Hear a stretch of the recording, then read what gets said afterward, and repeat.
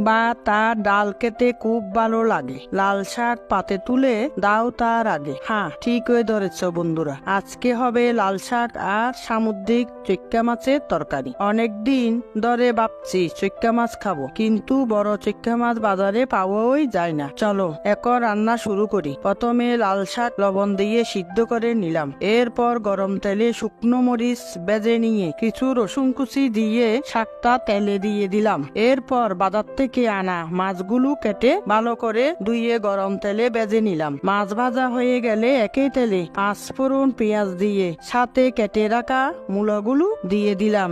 এরপর একটু নেড়ে চেড়ে মশলা দিয়ে কষিয়ে পানি দিয়ে দিলাম। আর মূলাগুলো সিদ্ধ হলে কিছুক্ষণ পর মাছগুলো দিয়ে দিলাম। আর রান্নার শেষে একটু ধনিয়া পাতা দিয়ে দিলাম। দুপুরবেলা এর চেয়ে মজার খাবার হতেও পারে না। কেমন লেগেছে অবশ্যই জানাইও।